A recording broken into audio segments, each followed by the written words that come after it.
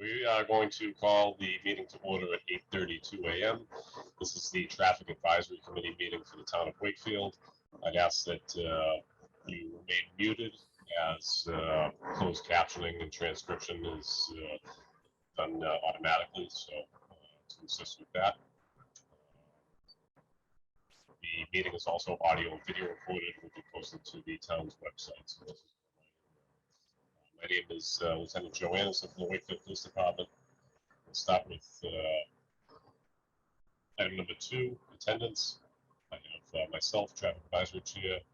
I have Bill Renault. I have Steve Mayo, Joe Conway. I have Dan and Lois Benjamin. I have Matt Keeley. And John Connors is on as well. Anybody that I missed? Dan, if you don't mind, item number 3, the Pledge of Allegiance. You can just unmute first, Dan.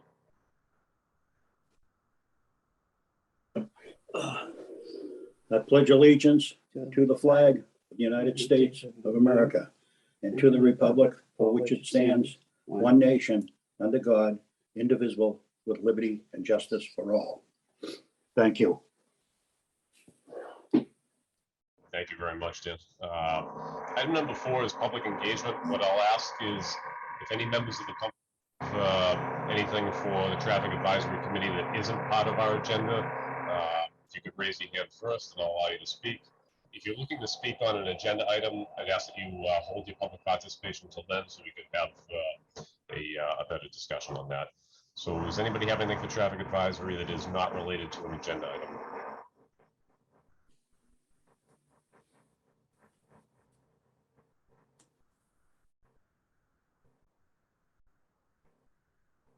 Anybody have anything for Traffic Advisory not related to an agenda item?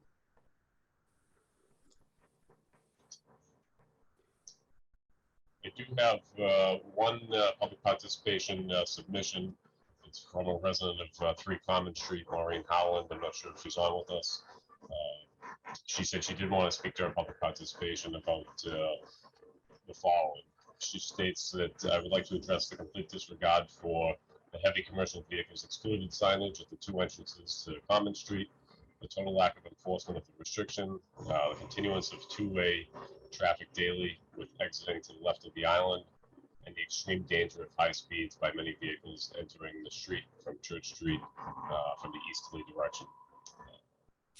Is Ms. Howland on with us?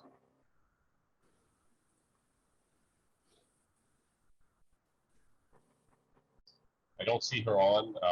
I will say that we have done quite a bit of directed traffic enforcement.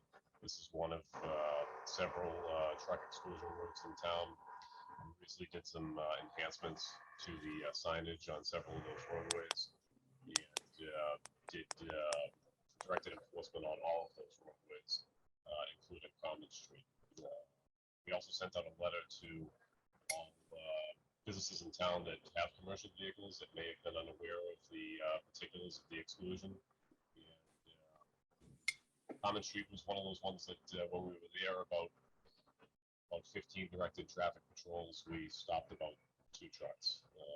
Didn't observe any speeding, and every so often we do get a wrong-way driver on that one way as the change happened, more recently.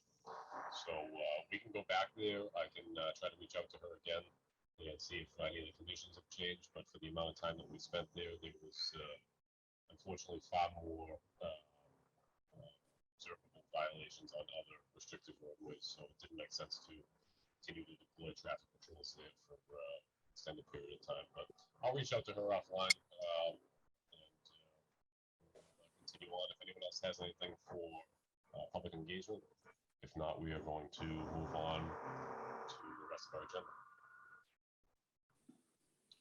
Lieutenant? Yes. If it's possible, and maybe it's because I'm old and my ears don't work as well, although I have the volume all the way up, can you turn your mic up a little bit if possible? I don't think I can turn it up. I'm trying to get as close as I can to drown out the. Okay, that's much better if you talk a little bit closer. Sorry about that. No. So we're going to take the agenda a little bit out of order. We have Item number 6, we're going to take first. That's old business for the MBTA. They have a team with us, so I'm sure that some of their team has other similar meetings that they have to attend to. So in order to get them all together at one time is kind of a challenge for all of us. So I'm going to take them out of order, and we are going to hit item number 6. That's the MBTA bus stop modifications for Lowell Street. And Sandra, did you want to present on that? Yep, sure. Thanks. Morning, everybody. So we were presented at the TAC meeting back in November, and we were asked to relook at alternative locations for the bus stop pair at 237 Lowell Street and opposite 237 Lowell Street. So if I can go ahead and share my screen for a second, Joe. Yep. Can folks see that? So there's a few options here. Some of them are not ideal.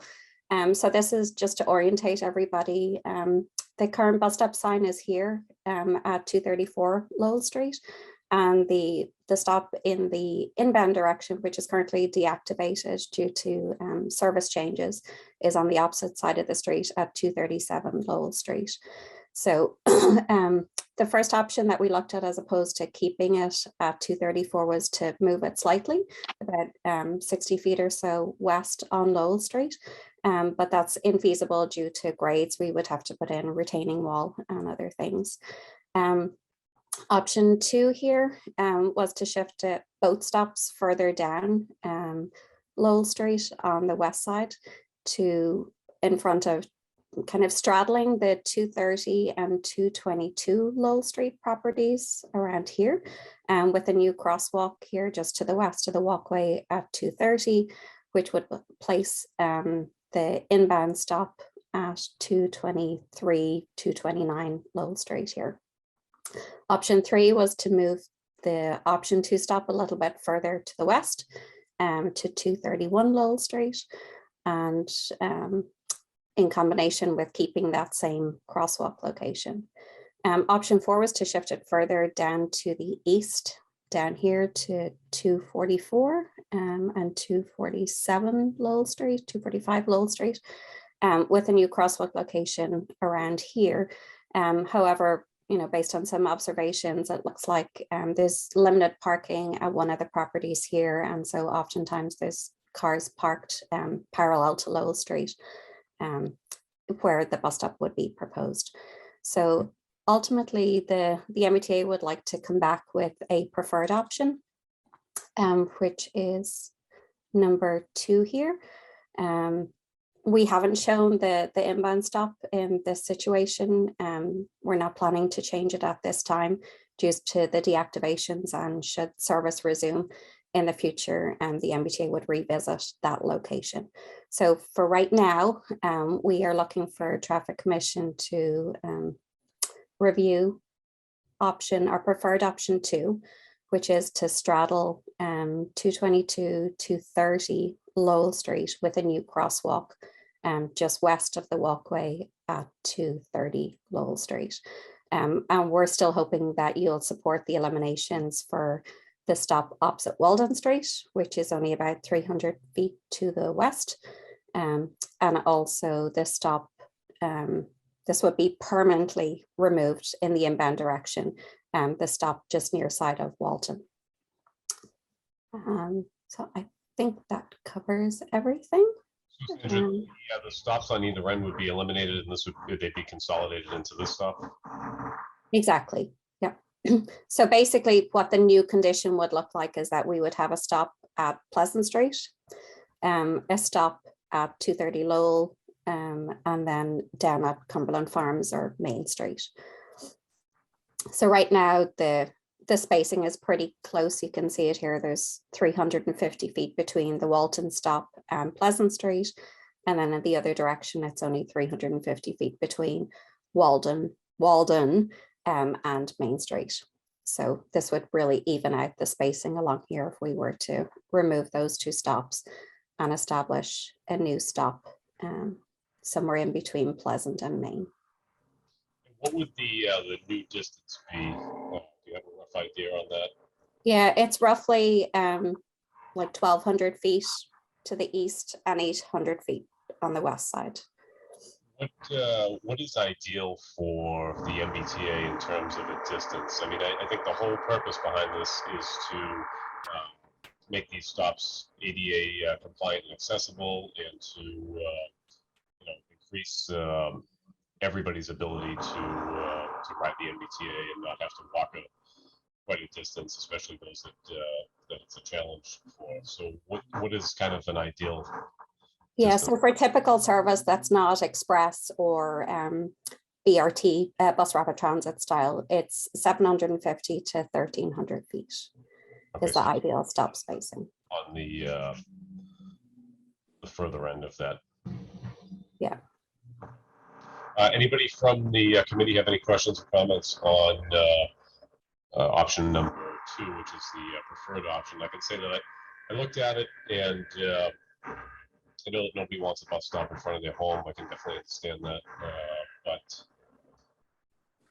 in looking at all the options, I think this would be the least impactful in terms of driveways and things like that. But does anybody from the committee have anything before we open up to public participation? Joe, since no one else did, I have heard from a number of the residents on the, I guess that would be the north side of Lowell, the side with no sidewalks. Is that the north side? My engineer confirm. Northeast, whichever state is fine. The northeast side there. And that's a route that I walk a lot, and the other side does have the south side of Lowell has sidewalks. So I think that in driving by there today, because I'm not quite back to walking that far yet, but I'm probably about a month away. The distance between the bus stop at the Doll Bear School on Vernon Street going up, I think past Magnolia and that area right there, is about the same as the distance from Pleasant Street stop to Cumberland Farms. So I am concerned on the north side, there are no sidewalks there, and probably be very difficult to put sidewalks the length of that route. So I'm not so sure that's optimal to have anything before Cumberland Farms. I think that if I were on Walden Road, I would go to Cumberland Farms because it would be much safer and an easier route. And if I were on Walton, which is further down there towards Pleasant, I would go and I would cross and I'd take the existing stop at Pleasant Street. That's just me looking at it and hearing from some of the neighbors in the area. And I agree with the MBTA statement. There is really tough options on that north side with retaining walls, and a lot of those houses level goes right down from they're below the roadway. So it is a tough route to even walk. I'd be fearful of people trying to walk on that side of the street towards any crosswalk. So that's my concerns and what I've heard from some of the neighbors. So I guess I wouldn't go with option 2 personally. Joe, could I just clarify with Steve? The intent would be to create a short stretch of sidewalk, about 30 or 40 feet, that would include a curb ramp and a crosswalk so that people could actually walk and connect to the sidewalk on the west side of Lowell Street. Yeah, but you have the whole rest of the length of that street there where there's no sidewalk. Correct. But the stop on Pleasant Street, which is basically in a wetland right now, right, that would get a similar treatment that it would get a 30, 40 foot sidewalk and a new crosswalk across Lowell Street. Right, and that cross really doesn't affect any of the, it's been there a while, it's not in front of anybody's house or anything. The one across. The stop, correct. Stop, yeah. That's my 2 cents, what I've heard as one member of the committee. Anybody else from the committee? Yeah, I mean, just to kind of build on what Steve was saying, I mean, I think that what it ends up doing is just really serving the folks that are going to be in this stretch of Lowell Street, right? I mean, because if you're in the Walton neighborhood, you're probably going to walk down to the Pleasant stop, I'm guessing. And then, if you're on Walden, you can easily walk up towards Cumberland Farms. So, I mean, I guess, if there's residents that are here that are on the call, I mean, the stop would be essentially for you folks. So if you want it, there's an option. If you don't, I guess I would say we probably wouldn't need it. I mean, because it's going to be these folks that are going to use it. Okay. Anybody else from the committee before I open it up to public participation? Can I ask the question? Sure. These people are gonna be getting off the bus onto what, dirt or grass? Or it's gonna be a paved area, a small paved area that's HP accessible? Exactly. It would be a small paved area that would be So, accessible. Crossed over one of the crosswalks to the other side, actually, and I think that whole stretch has been all new handicap accessibility. Yep, it is.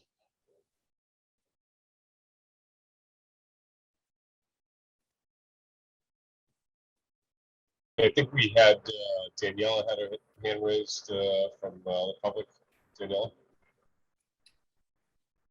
Hi, thank you so much. My name is Daniela Nedbalik, and I am the resident of 240 Lowell Street. As a member of the disability community with several invisible disabilities, I really appreciate the efforts of this project to make accessibility the standard. As I said, I am the resident of 240 Lowell Street and have walked to the neighbor many times over my few years living here. It only takes me about 3 minutes to get to bus stop ID 9292 and about 2.5 minutes to get to the bus stop ID number 9263. These are the stops on the other side from IDs 9291 and 9262, which are being suggested to get removed. So to save money, resources, and preserve the happiness of those of us who would so-called benefit from a new bus stop, this doesn't really seem to be necessary. It takes me about 5 or so minutes to walk from bus stop to bus stop further down Lowell Street towards Pleasant Street. And we also, like you had mentioned, we do not have a good sidewalk system on my side of the street. And it is extremely dangerous for me to work outside in my front yard because of the complete disregard of the speed limit. I don't think it's safe to just put down 30, 40 feet of sidewalk and assume that everyone's all of a sudden going to drive the speed limit or around there. When we've posted the scanners recently, I really haven't seen any benefit there. So perhaps if we had a proper and complete sidewalk on the side of the street, things would be different. But as things stand and have stood, this bus stop just doesn't seem necessary. And as a resident here, I feel that we should save time, money, and resources. Thank you. Thank you very much for that. Appreciate it. Anybody else from the public? You can raise your hand or unmute. Karen. Yeah, excuse me. Yeah, I didn't have my my mic on. Yeah, I'm Karen Failer, 222 Lowell Street. I've been a resident here for about 40 years. I would agree with much of the two previous comments. I'm 81 years old. I actually use the MBTA, and I am a retired social worker that has worked with handicapped people trying to get access to transportation. So I'm very, sympathetic with the goals of this committee and with the disability advocates. However, I think this is as other people have said, not money and effort well spent for the outcome. And for myself, I suppose it would save me a few steps, but for most people, if they can walk 200 feet, they can walk 500 feet, and also the standard that's used from Pleasant Street to Dolbear. There's an additional factor when I look at this, and you can't see it on this map, but this is placed. My house has a paved driveway, but it also has a circular driveway that is not paved. And the way this is placed right now, it it affects the circular aspect of my driveway. And that is potentially a safety issue for me, because I oftentimes go around so that I can see well when I'm leaving my driveway or my house during busy traffic hours. So the placement of this would affect my safety in leaving my house, or at least make it more complicated for me to enter onto Lowell Street at busy times of the day. It doesn't show, well, you can kind of see, it's just a grass driveway, but there's a fence and an opening, and it's always been a circular driveway for the history of the house, but just not paved. So that's an additional personal factor for me. And I know there are many things that you have to take into account, but in some ways, it does not seem optimal in terms of really making a difference for access to people in our neighborhood. Thank you. We appreciate that feedback. Thank you. iPad number 9, if you could just identify yourself by name. Hi, Neil Fanjoy, 230 Lowell Street. Hi, Mr. Fanjoy. We spoke the other day. And, We did. recap. We did. So I've gone to the extent of actually measuring the distances here. So I walked and measured from Pleasant Street, which I believe is stop 9289, down to the Dolbear School. According to my measurement, and my measuring wheel is calibrated at 1,780 feet. From Pleasant Street to Cumberland Farms, it's 1,809 feet. We have a difference of 29 feet. If you recall, on your last meeting, you guys eliminated all the stops between Pleasant Street and Dolbear School. So for me, we've kind of set the precedence on that side of Pleasant Street and eliminated them. And on this side, we're 29 feet longer. The fact of the matter is, by moving this in front of Karen Fayler's and my house, it's about 700 feet down to Cumberland Farms, to the next stop down. If you walk from Pleasant Street to Cumberland Farms, it's about 5.5 minutes at a slow pace, not a slow pace, but a normal pace. So if you were anywhere in between, you're only 2 to 3 minutes either way to the bus stop. The other thing is that I concur with Mr. Mayo, and that this stop really is for the 6 houses or so on either side of Lowell Street. Both Walton Lane and Walden Road are closer to the other stops than they are to this stop. So I think that it's not necessary. My other concern is that both Karen and I have trees that are on our property. The root zone go out into the right of way, which would be dug up. As anyone knows, when you disrupt the root zone of a tree, the tree slowly declines. You may not see it right away, but this would definitely be a problem to those trees. So that's my my research on it, and hopefully we can push this off. Thank you.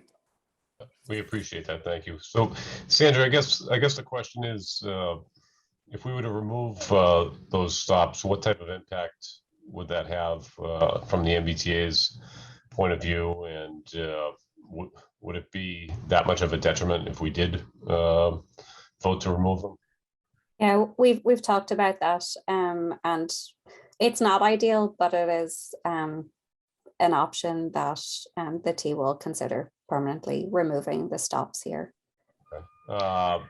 If I could ask Dan and Lois Benjamin, because they're very tuned into disability issues in town, what their perspective is on this. I'd hate to, it seems like it makes sense to remove the stop here, but you never know, even though it's only, say, 6 houses there, you never know who lives there or who may live there in the future. So I don't want to just look at this from my perspective. I'd like to just kind of get their input on it.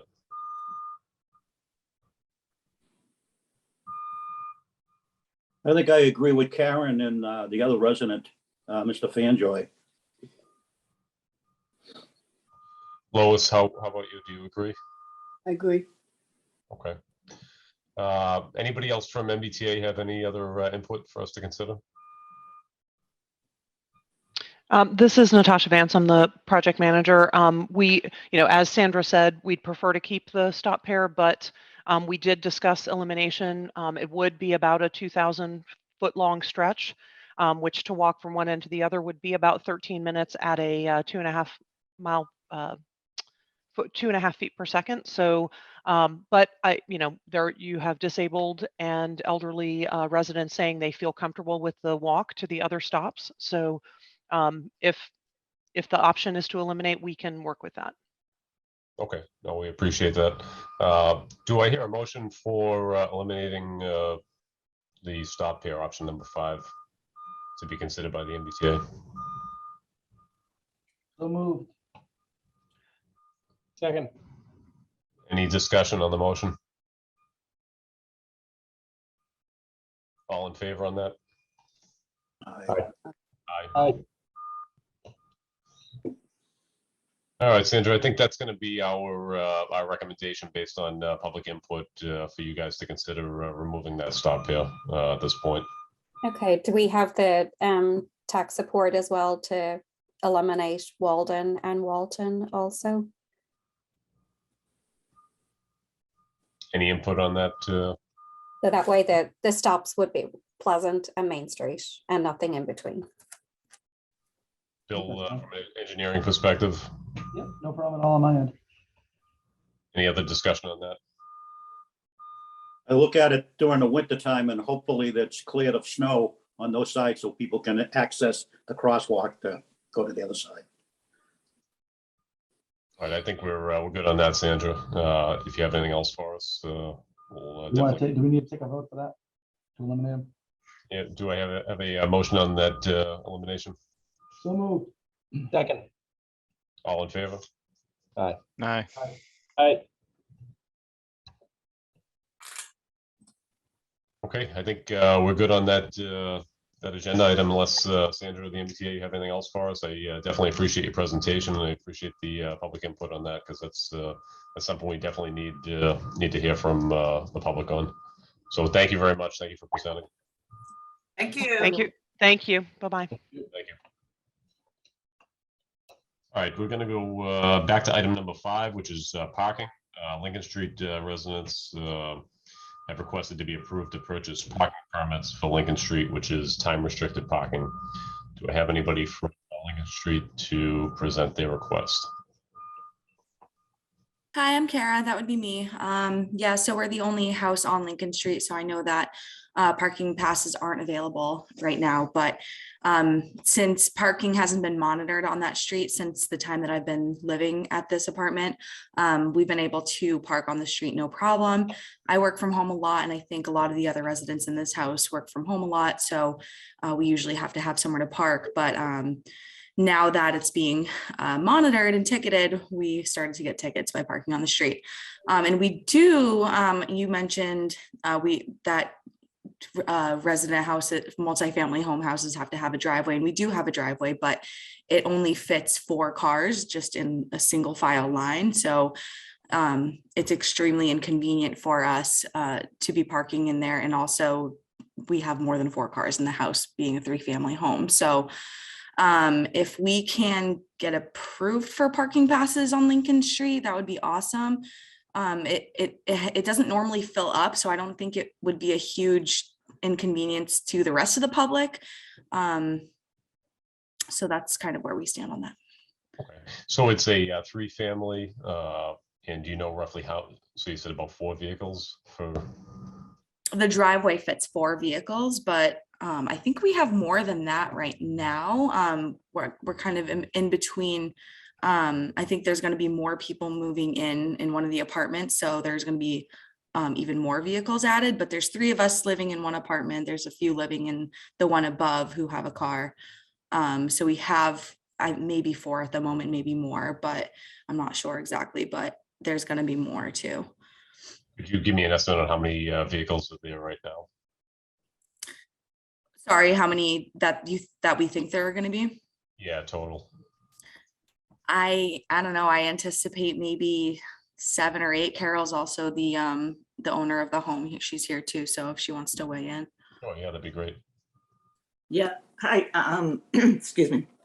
I'm Carol Shanahan. I co-own the home with my husband, and we've owned it for over 20 years. And we've paved as much as we can pave on the house, and it's always only fit the 4 cars. And it's not only a 3-bedroom home, 3-family home, it's a 3-bedroom each unit. So because of the limited parking, we typically try actually to even lower rents and bring in less people per unit. But at any one time, there's easily 6 cars. And over the years, the parking has changed. People were allowed to park during the day. They were allowed to park at night. The only time that people couldn't park on this, our tenants couldn't park on the street, was snow bans. And so we are aware of that. And the cars are either pulled off or have to find a rented space during a snow ban. But it has been difficult. And if they're monitoring now, it's even more difficult. And it's, and I think part of the issue is it's the only house on the street. There used to be other houses, they were torn down. So there was a house next door that was torn down shortly after we bought the property. So I think, my concern is we're holding developers to bylaw as we should. And this is not a new development. It was probably built long before our existing parking bylaw. So I'm conflicted in the sense that I don't want to create a past practice where a developer says, well, there's a 3-family here, and you allowed them to, purchase parking permits for Lincoln Street. But in the same, we have tight parking on Crescent Street as it is. There's another development that has, I think, been approved or is going to be approved by Crescent Hill. They've made a lot of concessions to provide for adequate parking, but my point is parking is tight in that area as it is, and I would hate for the people of Lincoln Street to not have a place to park, but also to infringe on the parking, the only available parking, which would probably be on Crescent Street, is where I'd assume you'd probably fight for parking because it's the closest public street that doesn't have any time restriction. So I think I would be for allowing some parking permits to be purchased, similar to what we did on Cedar Street for, I think it's Cedar Gardens, the condo development there that was it was built long before the parking bylaw as it stands today. There was a parking bylaw at the time, but it was very different. It was based on square footage. So we allowed that association to purchase a limited number of passes to park on Cedar Street to account for some of the overflow, especially considering it wasn't a new development. So I think if we, as a committee, we agreed to allow them to purchase parking permits, and I'm going to open it up to the committee, that it would be restricted to, so many per unit. They have 4 spaces in their driveway. I think if this was a new development, a 3-bedroom by the bylaw would require 2 spaces per 3-bedroom. So they would need 6 spaces. I'm not saying that we just allow them to purchase 2 more spaces, but I don't think that they should be able to park as many vehicles as they want, as long as they have a Lincoln Street address, because that's going to impact the remainder of the street, which is primarily our business district. And you're kind of right on the edge there of a residential area and a business district. And the reason that parking is being enforced is to create that turnover to help our local businesses and, in some neighborhoods, prevent people from parking there all day and taking the tea. So that's kind of my thought on that. I would entertain anything else from the committee thoughts on that. From my perspective, I think I'm in agreement. I think I think this does make sense in this situation. I just want to be clear that it's a very unique situation. It's on the business district. It's an existing multifamily. It's not a new development. It's 3 3-bedroom units. It's not a, a 50 unit, apartment building. So it's a little bit different and unique. And I think it would prevent these residents from trying to obtain what few spaces are available in the adjacent neighborhood and then cause issues where there's already, a limited amount of space. I think it's all, and also Joe too, just to build on what you're saying, I mean, it's on the fringe, this is Right. this is located in the beginning of where we have our 2-hour parking zone. So, I mean, if you go around the corner, it's, you have non-restricted parking. So I think it definitely makes sense here.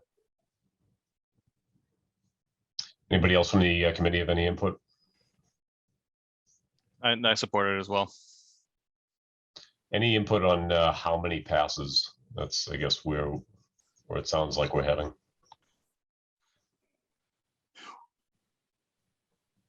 Do we just need to sort of set a cap and then just issue them on demand? I would say so. Carol, do you have your hand raised? Yeah, I do have a question because we have tenants that come and go. So how, it's just more of a procedural question. How would that happen when say somebody moves out and do they turn over their parking pass, or is there any kind of process for that? It's all electronic. So they would go on the town's website and purchase a parking permit based on their address and vehicle information. And then they would probably have to either go on and cancel that or call town hall and inform them that they're relinquishing their parking permit. Okay, thank you. Any input on how many permits? Are we going to do 2 per unit, allow for 2 per unit, or for a total of 6 permits? I just don't want to infringe on Lincoln Street too much because there's several businesses there that enjoy what limited parking they can get there. So well, the requirement based on the bylaw was what? You said 6 total for this? 6. They have 4 off street. So Okay. 1 per unit, 2 per unit. I would say 2 per unit. Make it. I don't want it to be too restrictive that it becomes not as helpful as it could be. So Matt, you want to make a motion on that? Yeah, I'll make a motion to allow 2 permits per unit at 21 Lincoln Street. That's the Okay. correct address, right? Is it 21 Lincoln Street? Yes. Second. Second, second it. Bill Renault. Any discussion on the motion? All in favor? Aye. All right, Carol, thank you for coming, and we'll be in touch on how to start that process with town hall through our parking permit system. And Mr. Mayo. Just want to Thank make you, one guys. point for Carol. When you do rent to new tenants, one thing that we do require is that for those parking permits, that those cars be, registered in Wakefield. So if the car is not registered in Wakefield, then we don't issue the permit. And I'll be very, it's very strategic. It's because we want the excise tax. So that's why. They can't be commercially registered vehicles. So It can't be commercial as well. somebody has their work truck, you're going to have to make other arrangements for that. So, all right, thank you very much. We appreciate that. Thank you. Thank you. Take care. All right, on to item number 7, new development reviews and some updates. Item 7A is 572 to 590 North Ave.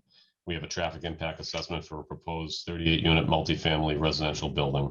I believe they're represented by attorney Brian McGrail, who is with us. So, Brian, I will let you take it away. Yeah, actually, Lieutenant Anderson, Scott Thornton with Vanessa and Associates, and Jesse Schomer from Regnante Stereo is the project attorney for this development. And he's here today. And also Chris Sparages, the project engineer from Williams Sparages, is here in case you have any questions related to the site. I would be happy to go through the traffic presentation, unless you'd like to hear from Attorney Schomer or Engineer Sparages regarding the project. If they have any introduction they want to provide, if not, we can get right into it. It's completely up to you guys. Okay. Good Jesse- morning, Lieutenant Anderson and members of the committee. Honest confusion. I think Attorney McGrail handles just about everything else in Wakefield, but I'm the attorney on this project. Would it be beneficial for the committee to have just a brief overview of the project, a 10-cent tour, as it were, or would you like to jump right into the traffic study? 10-cent tour would be good. Okay, great. If it's okay with you, I will go ahead and share my screen then. This is And can everyone see this we can. on the screen now? Okay, so this is a similar version of the presentation that we provided to the Zoning Board of Appeals when we first were before them in March. And just to give you all a bit of awareness, this project is in the process of being modified in terms of the design of the project and the unit count. It was originally proposed as 38 residential units. That's since been reduced to 36 units. And the architecture of the building that you see there is going to be modified, but I don't think that that's necessary for this commission for this morning in our discussion. The project site is located at 596 North Avenue. It's next door to 598 and 600 North Avenue, right here by the interchange of Route 128, automobile dealerships here, the Lakeside Office Park here, Lake Quannapowitt over in this direction here. This area here is the new the Lakeview residential development that's currently under review by the Zoning Board of Appeals. And then off to the left of this map here, you have the Walker's Brook Parkway Shopping Center in Reading Town Center. And the property it backs up to the MBTA commuter rail line. So up in this direction here is the Reading stop, and then down beyond the plan here is Wakefield Town Center and the Wakefield MBTA station. The next slide, this is the street view of the project. Here to the left side of the screen, this is 598 and 600 North Avenue. They're currently built and occupied by residents here. We're proposing a similar building at this location here, which is currently undeveloped. It's being designed by Phoenix Architects, which also developed these two buildings here. Moving on to the next slide, this is a different perspective of the same site here. And this is just, again, a picture of the building that we're proposing. It's being revised, as I said before, down to 36 units. But that's the brief overview. I'll go perhaps to the site itself. And as Scott mentioned, Chris Barajas is on the line. His office prepared this plan. This shows the proposed footprint modification of this building, and it's down to 36 units, as I mentioned. The proposed access of this site is a single entry point here on North Avenue to the parking field, which runs to the rear of the building with a enclosed dumpster area here at the rear of the site. The rear of the property here, most of this is all wetlands, which is why the development is limited to this area up here at the front of the site, and we're not proposing to touch any of the wetlands areas back here. So that's perhaps a good enough overview, unless you have any questions for me or Chris Barajas. I'll turn things right over to Scott to get into the traffic study.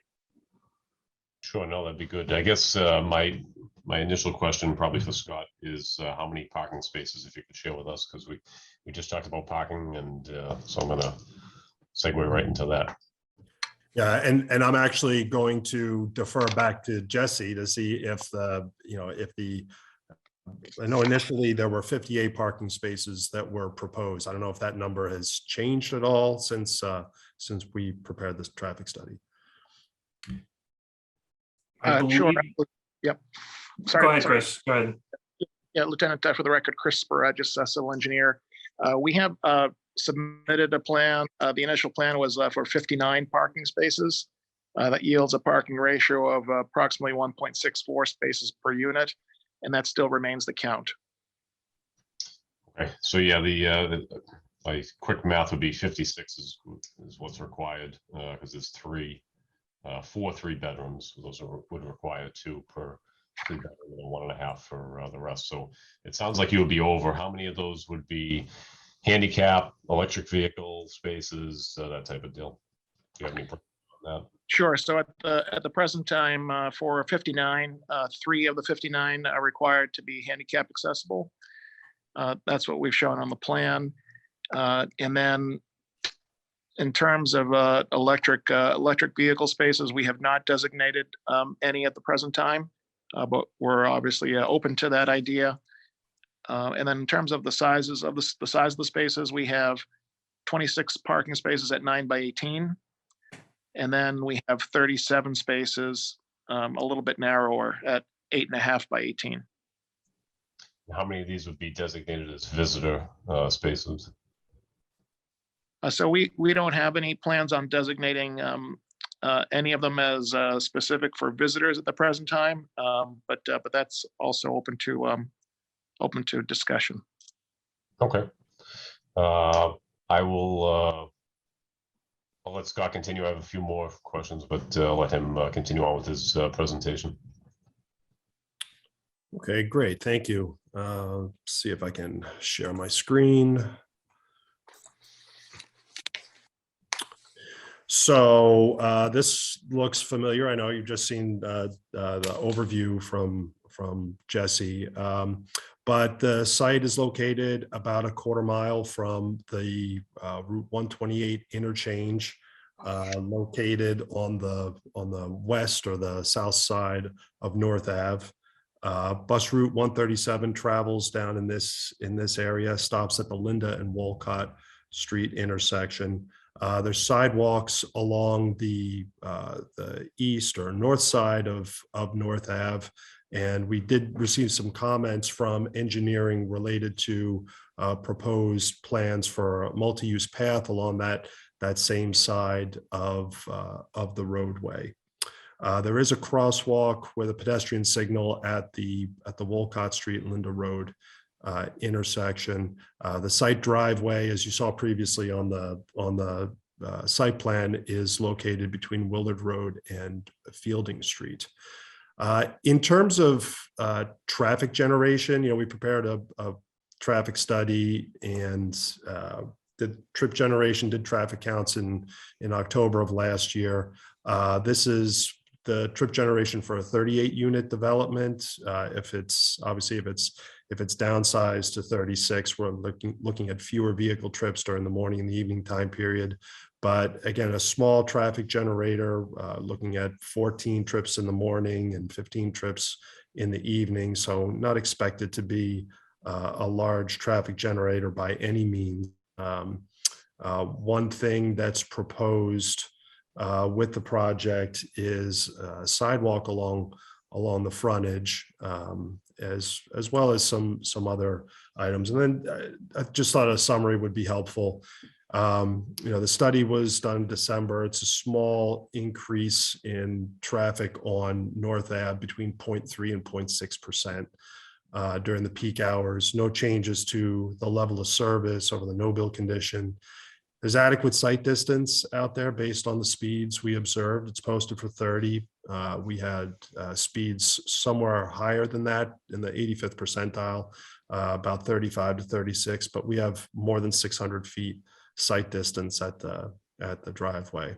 The sidewalk, as I mentioned, proposed along the North Avenue frontage. MBTA stops nearby, and the applicant has agreed to coordinate with area services. I know that the Quanapawit project is looking at providing a shuttle service in the area. If that happens, then the applicant will look to coordinate with that service. And I think in overall terms, we're looking for some input from the TAC as to appropriate mitigation for the project. As I mentioned, there's the engineering had identified the multi-use path that's proposed across the street, and also between this project and 598 and 600 North Ave, I believe those projects are adding sidewalk along the west side of North Ave as well. So there may be an opportunity for the three projects to combine on a pedestrian crossing, RFB type device, or perhaps this project could provide a contribution to that type of measure. But I think that's sort of an thumbnail sketch of the traffic study. I'd be happy to respond to any questions you may have. Thank you. Bill, do you want to kick it off with anything on the engineering end? Sure, yeah. So, so basically our comment letter that went to the ZBA from engineering, requested that the project fund, a crossing to the new shared use path that'll be constructed next year.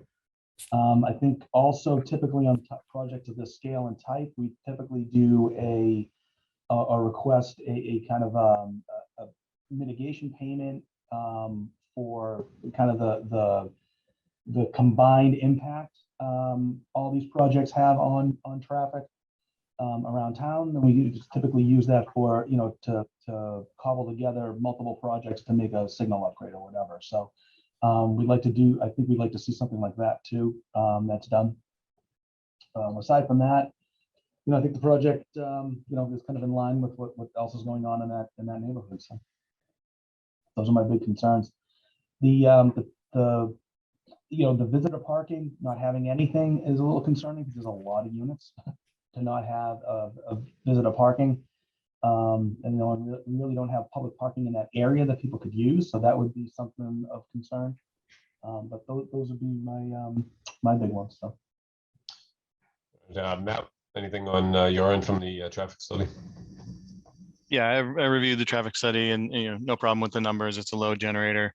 And when we've seen these types of projects a lot, and when we have load generators, we want to try and focus on access and safety. It appears that the site distance is adequate. Scott, could you just clarify, are there any obstructions looking to the south? Is there any vegetation that needs to be maintained or anything? Looked like from the rendering that Attorney Schomer showed, looking to the north is going to be clear right across the frontage. But I couldn't tell between your property and the Knights of Columbus if there was anything that needed to be maintained or removed. Or it looks clear, but I was just wanted to ask the question. Yeah, no, you're right. It's actually clear looking to the south, but you're absolutely right. Looking to the north, it's all overgrown there, and that will be cleared out just as a course of the project construction. Got it. And in terms of access, have you spoken to police and fire about, just the single driveway and access to the building?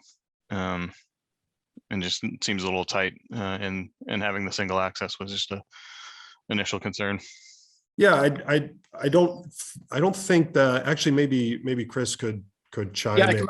I can speak to that. We reached out to Chief Sullivan as we were developing the plan before we submitted. Mm-hmm. We reviewed the 24-foot wide aisle and the access around the two sides of the building. And there were no issues as far as the chief was concerned for access with his vehicle. But he did have some comments on the fire department connection and making sure that we had a new hydrant within 100 feet of that fire department connection, which we provided. We made sure to include that on our initial filing plan. Okay. And then I'm not looking to open up a can of worms with the MBTA, but does the sidewalk stop before the bus stop? That's what it looks like on Street View. Yeah, actually, there isn't really a sidewalk on that side. This would be the only location currently with a sidewalk on this side of the street. I believe, and Bill, correct me if I'm wrong, but I believe that the other projects, 598 and 600, are intending to construct a sidewalk. Is that? So we got mitigation payments for both of those. So we'll be constructing that as part of the shared use path project next year. Okay. So there would be a continuous section from our site headed north. Yeah, the only section, if we wanted to maybe look at this project to fund would be the small section in front of the hairdresser place. But, there may be other developments that could fund that too. I don't know if it really makes sense for this project to fund that. Yep. Chief Sullivan. Hi, good morning. I'm actually, I did have a concern as well about the lack of visitor parking. And, I decided to throw that in. And the other thing is, now that I get a visual of the outside of the site, I did notice the wires. I just want to make sure we can get our apparatus under the wires without any problem. That shouldn't be an issue, but I just thought I would toss that out for contemplation. Okay. Chris or Scott, so is this site proposed to have its own driveway? Is it going to be shared with the Knights of Columbus or an easement? What's the driveway situation look like? Yeah, So it's gonna- so go ahead. Go ahead, I'm sorry. Yeah, it's gonna have its own driveway. There's no, there's a bit of a proposed grade change between our properties. And so we're gonna have to have our own driveway, Okay. not shared.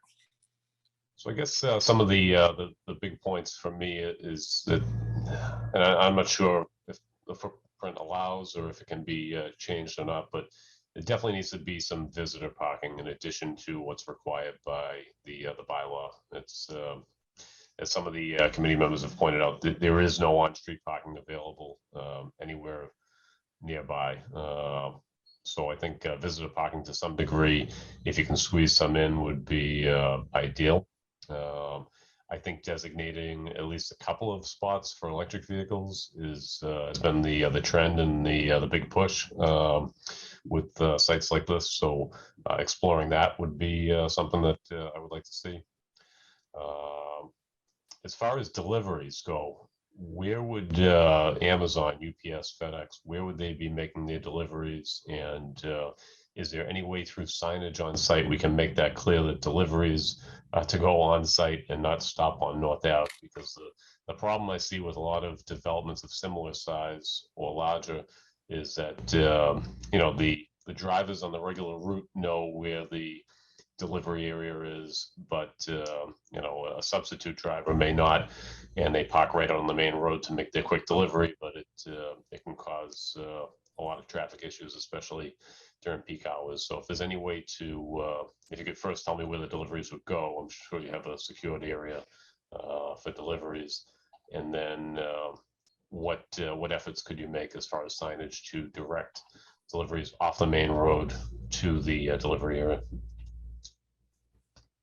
So I can tell you, Lieutenant, that on the project, we have a main entrance in the rear of the building.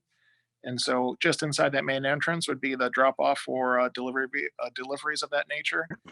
But in terms of signage out in front of the project, that's something that we can bring up with the Zoning Board of Appeals, as part of our comprehensive permit public hearing process.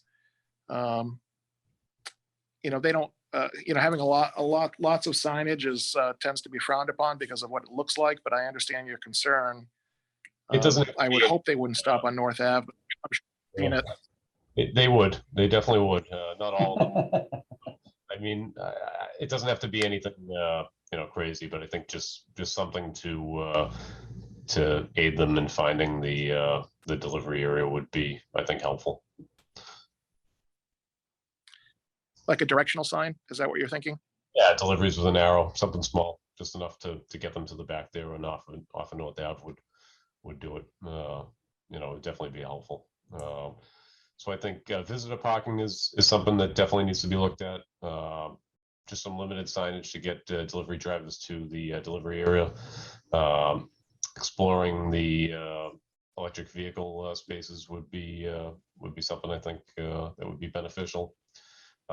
The shuttle service that hasn't started yet, but seems like it's going to happen. I would request that not only do you join that shuttle service, but make a contribution to that shuttle service to some degree. It would help us as a town to sustain what I think is a good faith effort to help the accessibility around town and to reduce some of the traffic impact by some of these developments. We're kind of we have a catch-22 a lot with some of these developments that we hear the argument of overdevelopment, but we hear a lot of cries for more housing, and that housing is very limited. So I think that shuttle service is a great balance, especially with the downtown and bringing more revenue to our local economy and getting people around town a little bit easier without having to necessarily own a vehicle or use a vehicle. So exploring that, not only joining, but making a contribution of some sort to make sure that's sustainable as a town would be definitely something that would be worth looking into. That's pretty much what I have. It's the delivery vehicles, it's visitor parking, some electric vehicle spaces, and joining that shuttle service and providing a contribution there. I'll open it back up to the committee for anything else. Lieutenant, I have one concern, and that's the distance between this new building and I guess it's Fielding. And that light has been flashing since I was a kid.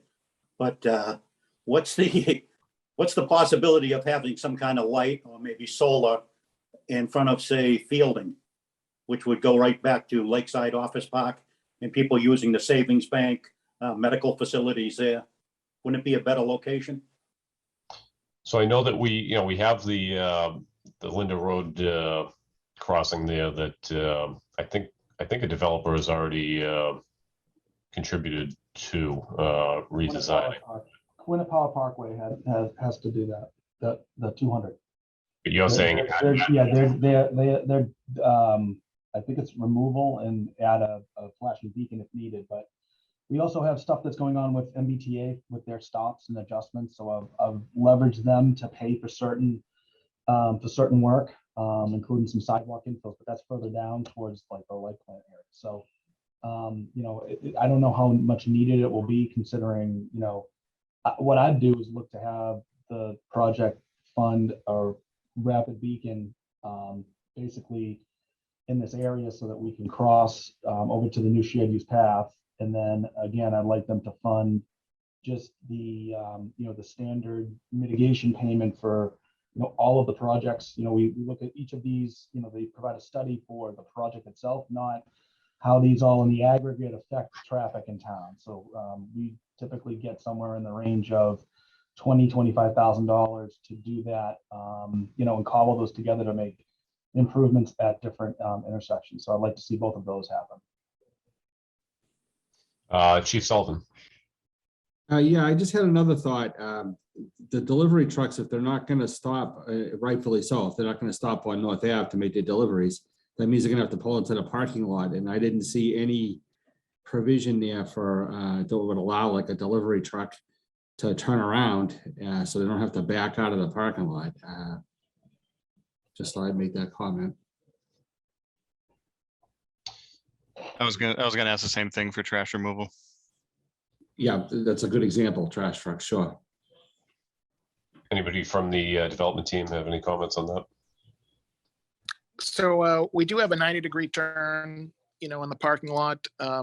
It's possible with the 2 rows of parking meet in that back corner that we could provide a turnout, so that somebody like the trash truck, if they did come in with their front load machine and tip the containers, they could back up, but then turn around, at a designated turnaround spot where those 2 rows of parking meet, to orient themselves again straight away instead of having to back out completely. So we can look at that. That sounds good. All right, thank you. Anybody else from the committee before I turn it over to public participation?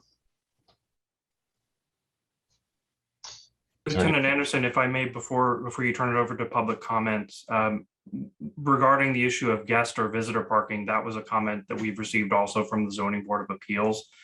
And what I can convey to you is that what we're looking into from the legal side of the project, and this is pretty common in 40B projects like this, is for the parking spaces to be decoupled from the units, or at least a certain percentage of the parking spaces to be decoupled from them. And that has multiple advantages, both from the developer side, but also from the side of discouraging automobile transit dependency from a project like this, because what it does is it self-selects a group of residents who are looking at a project like this. So for example, if you have someone with 2 cars, both of whom use those cars to commute to work, they might look next door to 598 or over to 600 or maybe to a different project in town rather than this project, because here you may be required to pay for your parking space, one or both of them separately.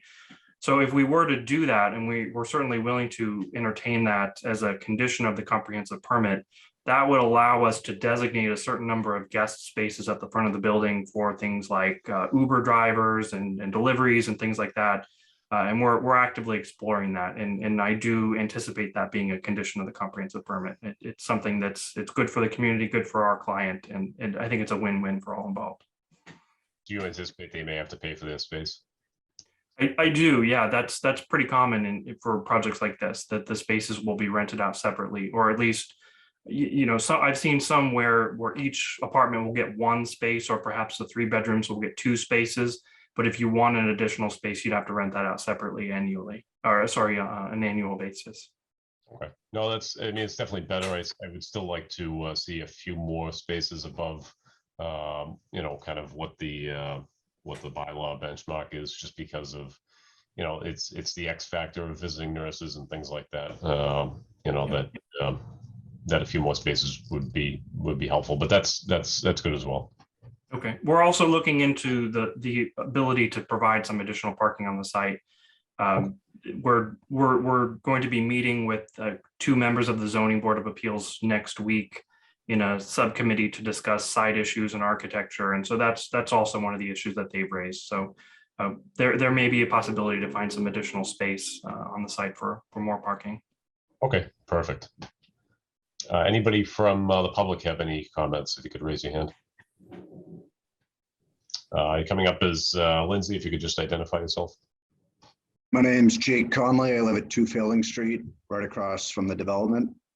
I had a few concerns. I guess it's not a gigantic project, so I get that it's not an overwhelming project for North Ave. But pulling on and off North Ave, dodging bikers, baby carriages, cars, it can be difficult just for me to take a left onto North Ave. And then when you're competing with the Knights of Columbus head-to-head traffic, if they're ever having an event, and then this driveway is pretty close to that as well. I think coming off the property, it's safe, but coming off North Ave, I have concerns of just too many distractions and head-to-head pulling onto North Ave, which is getting busier and busier. I was also concerned about, this was done in October last year, which was a very slow time. I didn't know if it makes any difference at all to have it adjusted for after COVID times. And last point, and then I'll just listen to comments, is if anyway it factors in all the other new developments like Foundry Street, Albion, the top of the lake, because North Ave is just, it can take me 5 minutes to pull out of my street sometimes. But main concern is head-to-head, nose to nose with the Knights of Columbus and now this development. It just seems like too many units for the space. Thank you. Those are very valid concerns, and I'll let maybe Scott hit on a couple of those. I know that there's an adjustment for COVID when you do your traffic study, so maybe you could just briefly hit on that. And then Scott and some of the other engineers have been part of the review of many of the developments in town. So I'm sure he's aware and has taken into consideration some of the developments in the area. But Scott, I'll let you respond to that. Yeah, sure. Thank you, Lieutenant. So, right. So we do COVID adjustments based on traffic volume conditions before the onset of the pandemic. So in this case, we adjusted traffic volumes anywhere between 4 and 13%, depending on the time period. October is actually a representative month for traffic volumes in the area. So based on the counts that we have, the October volumes by themselves didn't require any adjustment for a seasonal consideration. but the COVID adjustments were definitely implemented. In terms of the background developments, we do have the traffic volumes for the Lake Quannapowitt project, the residential development that's proposed. We also have the Foundry Street and the Crescent Street project. Some of the other ones that are further down on the other side of Albion may not have a big effect on traffic volume in this area, may get dispersed by the time it gets here, but we also have a background growth calculation that's factored in that accounts for other traffic that's not associated with those specific developments. And in terms of I get what you're saying about the left turns out of the driveways. Counts that we have show that those movements do occur. There's probably a lot of delay that's associated with them, just traffic waiting to find a gap in that North Ave traffic stream. But those movements still do occur. And in terms of the Knights of Columbus and the interaction with the Knights of Columbus traffic, we would expect that in the morning, our peak traffic exiting is in the morning and less so in the evening. More traffic entering in the evening, obviously. And Knights of Columbus is probably later in the day during maybe a Wednesday, Thursday, Friday type period, and probably not going to be impacted by the traffic from our project. Thanks, Scott. Are there any other public comments regarding this agenda item?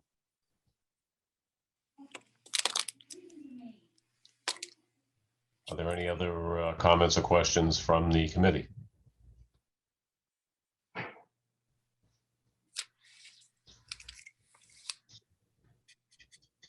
All right, so Attorney Schumer, I think at this point we'll probably have one more meeting on this, at least back from the ZBA with any questions they have, and then to kind of fine tune what changes have been made since this meeting. So we'll try to get you on May's agenda if that works for you time wise. If not, we could bump it out to June, or we can discuss offline what works for you depending on when you meet with the ZBA. But I think we have a lot of good information. We have a lot of things for you guys to explore on site, and some of that might be tweaked by the ZBA anyway. So let's plan on continuing this to our next meeting unless we change that. That sounds good. Thank you very much. We appreciate everyone's time. No problem. Thank you for presenting. Yeah, thank you very much. All right, item 7B is 356 Lowell Street, Noria Energy, the redevelopment of the existing Shell station. And now we have Attorney Brian McGrail. Brian, I'm sorry about that. I knew I had you on the agenda, but it was for the wrong item. So I have you on for 7B. If you could present that for us. Great. Thank you, Lieutenant. Hope all is well. For the record, Attorney Brian McGrail representing Noria Energy at the property at 356 Lowell Street in Wakefield. And today, on behalf of the project, is Michael Durant from Noria Energy. Also, Chris Tayula is here. He is our site civil engineer from GPI. And Heather Monacup is our traffic engineer, and she is also from GPI. So this proposed project is currently before the Zoning Board of Appeals, and we are looking to develop this site. It's kind of an old antiquated Shell station that has some repair bays, no canopy coverage, really not a lot of state-of-the-art going there. It's really kind of been dormant for a little bit. I wanted to bring something up on the screen if I could. Just bear with me for a second.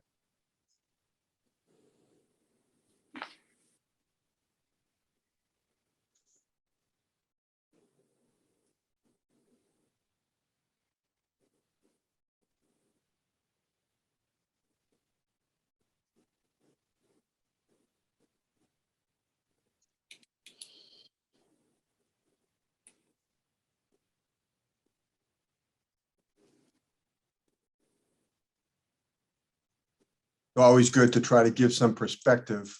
No, I think you're all fairly familiar with this site. This is coming from Linfield. As you approach the site, you've got the Dalbia School field on the right. You have the greenhouses on the left, the garden center. And you have FNA transmission across the street as you come to the intersection.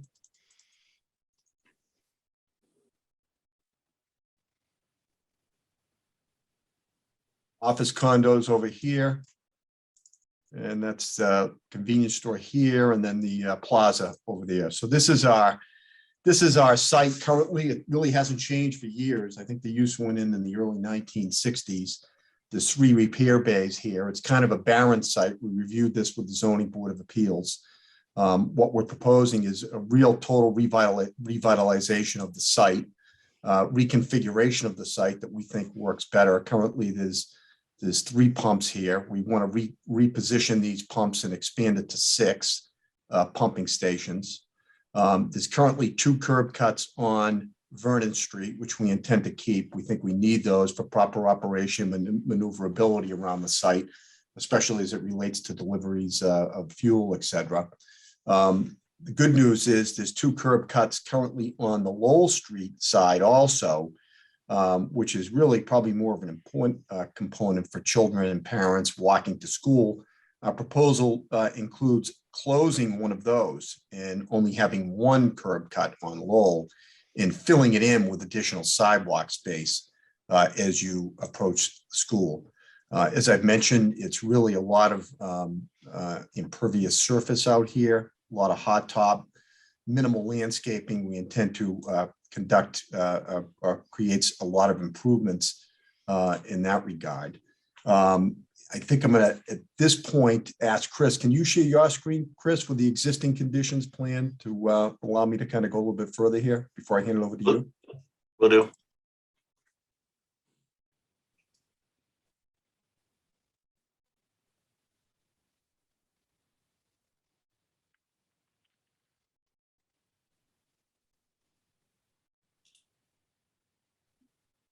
So this is the existing conditions plan, and as I've mentioned, it's kind of odd the way that the building just faces the intersection. Really not an efficient use of the site. We have parking scattered, a lot of pavement here that people just park. There's parking spaces designated. A lot of the lines have worn out. There's parking in the back that people just kind of park randomly on the site. You can see that some of the current parking spaces actually encroach over our property line in the front. That's a town piece of land that was taken years ago for radius on the street. You're going to see that one of the things that we're proposing here is to landscape that. Even though it's town land, we're going to seek permission to do it and provide a nice landscaping for the neighborhood compared to what's out there today. And Chris will get into that a little bit in his presentation. What the proposal is, it's not just a revitalization of the site, it's somewhat of a reuse because, as I've mentioned, there's currently a gasoline/service, 3 service bays. We intend to get rid of the service, maintain the gasoline, and then in conjunction with that, have a convenience store, which is typical of gas stations now.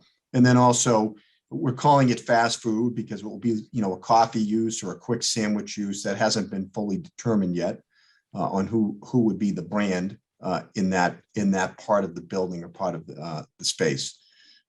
This property actually went before the Zoning Board of Appeals back in 2001.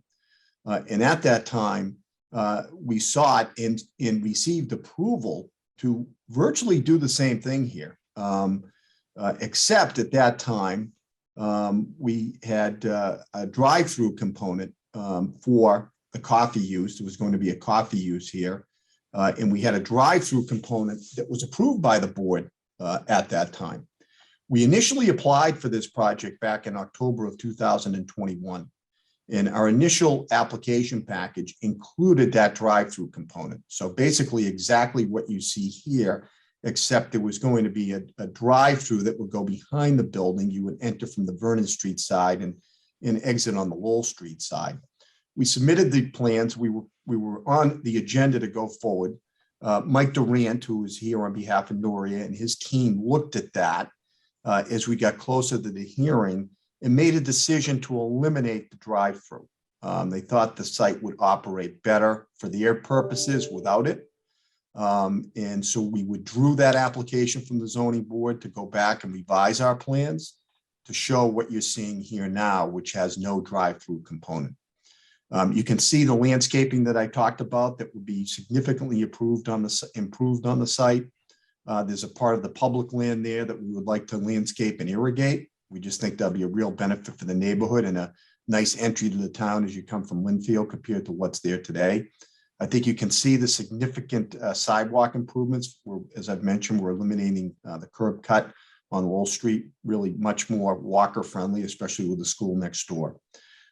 Heather Monica, who is here from GPI, the town engineer, Bill Renault, was kind enough to present contact information from the folks from MBTA, because my understanding is they are planning some changes in this area. So Heather, because of Bill's getting ahead of it, Bill being ahead of the game, has had an opportunity to coordinate what we're doing out here with what is being proposed by MBTA. So I think, as you'll hear from Heather, that it's anticipated that everything will work in sync with them. So with that said, Chris, I'm going to hand it over to you, and maybe you can just expand a little bit on what I said, and then we can go to Heather for her review on the traffic. Great, thanks, Brian. Good morning, everybody. For the record, Chris Mueller, Senior Project Manager with Green and Peterson, and our office is located at 44 Stiles Road up in Salem, New Hampshire. So Brian did a good job kind of giving you a brief overview of what's going on. As I'm sure you're all aware, today it's an existing gas facility with 3 fuel islands, no fuel canopy. Basically, everything that's out there today will be removed and raised as part of the project. The only difference is the 3 existing fuel tanks, which are located here. Those were installed in about 2018. Those will remain as part of the development, and we'll actually be adding a 4th 5,000 gallon fuel tank. So this is basically the only part of the site that will remain. So this is a colored rendering of the site development, as Brian mentioned. So we have a 5,000 square foot convenience store located in the back portion of the property. It's a walk up, no drive through, whether it's a coffee shop, donut shop, sandwich shop. We're still working with the end users for that. We have a new fueling canopy located here, which will have 6 fueling islands, 12 fueling positions. We are providing a diesel option for all of the islands. So all 6 islands will have super, regular, mid-grade, and diesel. And as I mentioned earlier, this 4th tank here is an E85 option.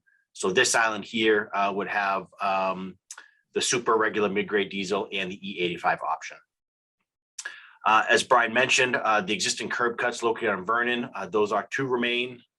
This curb cut is pretty crucial and critical for the project because the fuel delivery truck comes along Vernon, takes it right into the site, drops fuel here, and then exits out the new proposed curb cut along Lowell Street. You can see here the existing curb cut is located here. We are closing that and shifting the new curb cut approximately 30-40 feet further from the intersection. We're upgrading the sidewalks, providing an ADA accessible sidewalk connection from Lowell Street through some crosswalks and then into our site. We do have 18 new striped parking spaces, and the striped parking spaces will also have barrier crash protection with bollards along the back end of the parking spaces against the building. We have a new fenced dumpster enclosure here, new site lighting. And the only other item that will remain today, but it'll be refaced, are the 2 existing freestanding signs, one located here and one located here. As Brian mentioned, we are also, increasing the landscaping on site. As you're all, I'm sure, aware, there's really no landscaping out there today, specifically along the frontage of the site. There is some existing grass in the rear here and a rundown chain link fence in the rear. We are replacing that chain link fence with a new 6-foot high solid stockade fence, which runs basically from this pylon sign to the corner, and then back to the other pylon sign here. Overall, with the improved landscaping, full, new stormwater improvements, utility connections, and we feel it's a real improvement over what's out there today. I can go through, any more of the site plans if needed, or I can turn it over to Heather and she can discuss the traffic components as needed. And we'll go to Heather. Just real quick before that, I wanted to just elaborate a little bit. I had mentioned it was approved in 2001. So it was approved with a drive-through, basically this project in 2001. The reason we're back is it never got built because of the economy at that time. They decided not to go forward with the project, which now necessitates a re-permitting. So if there were any questions like, well, why are you back if it was permitted in 2001? Those permits were so old that they lapsed and all the bylaws have changed. So that's why we're back with this. So with that said, Heather, could you take it from here? Absolutely. Good morning, everyone. I'm Heather Monacup with Greenman Peterson. We are the traffic engineers for the project as well as the site engineers. We did prepare a traffic impact study. It's dated March 21st, 2022. Both Chris and Brian did a great job explaining existing and proposed conditions and the change in access to the site. We did set the scope of the traffic impact study on a meeting with the town and the peer review consultant VHB. So we didn't just absentmindedly move forward. We made sure we understood exactly what the town needed to see, what the peer review consultant wanted to see, and move forward with our traffic study. So I'll get into some of the details of the traffic study, but of course, if you need me to elaborate on anything more after my presentation, I'll be happy to do that. So we looked at existing conditions when, as Brian had mentioned, when we started this project, it was back in 2021. So our study area includes a signalized intersection of Lowell Street and Vernon Street, as well as all the site driveways. In addition, VHB requested that we make some observations at the school driveways, both on Vernon Street and Lowell Street. So we've got some observations and things about that and how they interact with our driveways. That's all included in our traffic study. We looked at things like public transportation. We did our traffic counts in May of 2021 during the AM and PM peak hours. We extended that PM peak hour a little, or PM peak period, I should say, a little bit more. We looked at it from 2 p.m. to 6 p.m. because of the adjacent school. We did COVID adjustments as we have to do now. We looked at seasonal adjustment. As I mentioned, we looked at observations at the school driveways. It should be noted that, drop off and pickup period only lasts about 20 minutes. However, as the site is situated today, there are people that park on the site today for drop off and pickup for the school. We looked at collisions in the area on the roadways. For our future conditions, we looked at the year 2028. That's 7 years in accordance with Mass DOT standards for future conditions. So we looked at traffic growth in the area. We did include our background developments per the meeting with the town. It was that 200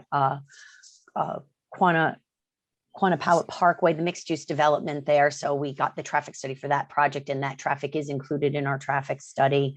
As Brian had mentioned at the beginning of the presentation, we did coordinate with MBTA both in 2021 and again when we updated our traffic study to take out the drive-through to make sure that we were in line with that MBTA project. As Sandra Clary had presented just earlier in this TAC meeting, that is who I was coordinating with on the project. They are proposing upgrades to the bus stop down Vernon Street, as well as ramp and pedestrian crossing signal timing modifications. So we were able to make sure that was all included in our future traffic condition volumes. That project is moving a little bit slower than they had hoped, so they're not in construction yet, but we will be sure to coordinate with them while we're out on the site, and they are probably out doing the ramp work out there, because as you can see on the plan in front of you, we also plan on making sure the sidewalks and everything out there will be doing sidewalk work to close the driveways and whatnot. So we'll make sure to coordinate with them. For trip generation for the site, we looked at the Institute of Transportation Engineers, ITE, trip generation manual, and we looked at two things. We used land use code 945, which is the convenience store and gas station, and we also looked at land use code 936, which is the coffee donut shop. And so with that, it is so we looked at trip generation for both based on the size of the facility, the number of vehicle fueling positions. And because someone getting gas could also run in and get a coffee, we were able to take like a multi-use credit for that. Meaning just to try to, so they'll go to the site, but it kind of reduces the amount of trips at the driveway. But as you can imagine, a site like this has a lot of pass-by traffic, right? People aren't going out of their way to get gas. They're usually driving down the road anyway, pull in, get gas, get a coffee, whatever it is, and pull out. So the pass-by rates for this type of facility are 76% during the AM peak hour and 75% during the PM peak hour. So when we look at total trips on the site, during the AM peak hour is 313 trips, and during the PM peak hour is 257 trips. However, there are trips associated with the site today. And then we take the pass by. So new trips to the area. So like on Vernon Street, on Lowell Road, we're looking at like 62 new trips during the weekday AM peak hour and 53 trips during the weekday PM peak hour. Once we distribute those onto the roadway, the traffic increases beyond the study area are anywhere from like 12 to 16 vehicle trips, again, beyond the study area, which is about one new vehicle trip every almost 4 to 5 minutes, 3.5 to 5 minutes. We did look at capacity and queue analysis at the signalized intersection, at the site driveways. That's all in the traffic study. During our conversations with the town, we found out that the vehicle detection at the intersection is not working today. So during the, excuse me, we have some, the intersection is over capacity today. I'm sorry, with our project. However, if the vehicle detection was to be fixed at the intersection, we would have better operations, no approaches would be failing. And that's, for whatever reason, the vehicle detection is not included in the MBTA project. We haven't been told that it was going to be fixed. So we did a sensitivity analysis in our traffic study to show that if in fact the vehicle detection was fixed, that we would have acceptable operations out there, both with and without our project in place. As mentioned, we were in front of the ZBA on Wednesday night. We're in front of the TAC now, and we will be going back to the ZBA. VHB is currently reviewing our project. I assume we will get comments from them and prepare a formal response to comments. So if there are any other questions, I can answer those, or I'll turn it back to Brian. Taken enough time and talked enough, so we'll go to you, Mr. Chair, and Lieutenant, and members of the committee for any questions or comments. No, thank you, and thank you, Heather. I definitely like the it flows much better. It makes a lot more sense in terms of traffic flow. It makes more sense to close off one of those driveway entrances on Lowell Street. There's the Dolby School it's a pretty walkable school, and I think it makes more sense to just have one driveway entrance there. I would agree with Attorney McGrail that you probably do need to keep both open on Vernon Street. When they do get gas deliveries, they'd be coming from the highway typically, and they're usually after hours at night, but they need that ability to move around the site, and it would help traffic flow a little bit better having both of those open. The level of service at times, according to your study, is an E for the Lowell and Vernon intersection. At times, this would change it to a level of service F, which is basically exceeding capacity. But I wouldn't blame the changes or proposed changes on this site for a major change to the intersection, because as you said, the signals are outdated, and they definitely need to be improved to new video detection to allow that intersection to flow better. So it's not like we're taking a B or a C intersection and your project is turning it into an F, but it's not getting better. And my proposal would be for the developer to contribute. I would say $25,000 is probably a fair amount to redo the signals. I talked to Captain Randy Hudson. He is our signal person in town. He handles all the traffic signals and fire alarms. He's usually on these meetings, but had a conflict and could not be on. And he said that that intersection could benefit from around a $25,000 contribution to improve the signals there. So those are some of my main thoughts. My only question is the existing. I guess it's kind of like a small convenience store now, Brian. But what's the square footage on that compared to this?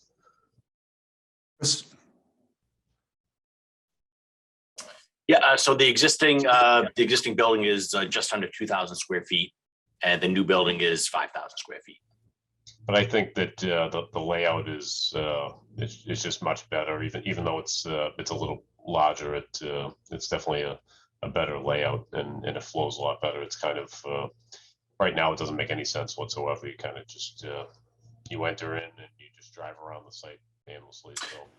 Absolutely, and you know the existing fuel islands. There's no canopy over them, so there's no protection from the elements for customers and everything. So with the new development, obviously we have a new canopy, which will help in that, and as well as the circulation, like you said, is definitely much better.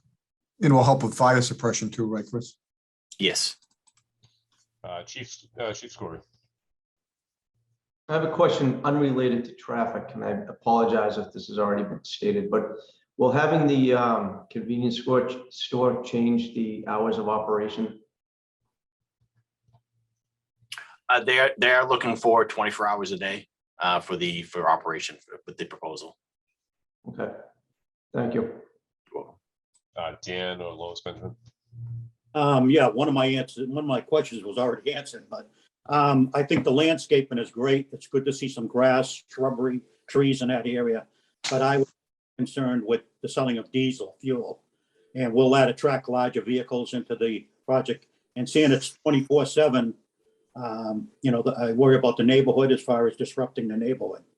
And I think the addition of all these projects together, it's going to push traffic, even though they say it won't add to the traffic count on Lowell Street and Vernon Street.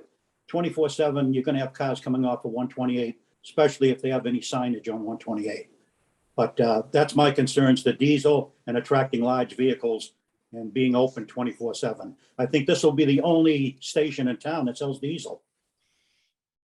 Oh, can I address that, Lieutenant? Yes. Yeah, and thank you for bringing that up, Dan, because I was going to actually bring it up because there were two issues that the zoning board specifically wanted me to reference to your committee today. One was the double curb cut on Vernon. One of the board members was interested in the possibility of having one curb cut there, just like on Lowell, but that seems to have already been addressed by the committee. And the second issue that they wanted us to discuss with you was the diesel, and they want your thoughts on that. For some reason, this town has just kind of like shut the door on diesel with most filling stations.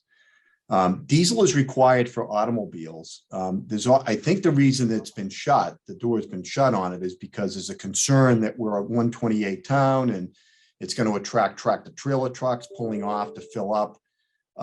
These stations, gas stations, are not designed. The pumping systems are not designed for for tractor trailers. No tractor trailer will pull off here to fuel up with diesel. It would take them a significant amount of time with the speed of these pumps to even dent their tank. And the expense at a station like this compared to where they would normally fill up, it's not even close. So, diesel here is designed for people with diesel cars. Fuel is a big issue in the country now. People drive diesel automobiles. People own diesel automobiles in Wakefield. So why should we send that business out of town and force them to other towns? More traffic driving through Wakefield to get to a different town to fill up their diesel vehicle. To me, it should be an option for people to have. I did a little recognizance yesterday and today, and it's interesting to me that I live on the Reading and Stoneham line in Wakefield. So I'm familiar with Route 28 in Reading. I frequent it. If you're familiar with the Calareso Farm Stand, some of you might go there at the intersection of 128 and Route 28. There's two gas stations there in Reading. They're both revitalized, over the past maybe 5 years, they've been redone. There's a Shell station and there's a Citgo station. Both of them have diesel in Reading. And I go there quite a bit. I never see trucks clogging up the parking lot. I never have seen a truck in either of them when I drive by. If you go further down Route 28 towards Reading Center, there's a mobile station that has diesel. So it's very common that these stations have diesel. There is a need for diesel. And I think that it's appropriate here. So with that said, I know that the ZBA is going to look for your input on that. So I'm glad that Dan, thank you for bringing it up, because I was going to ask you to have that discussion. But in any event, I did want to present our position on that.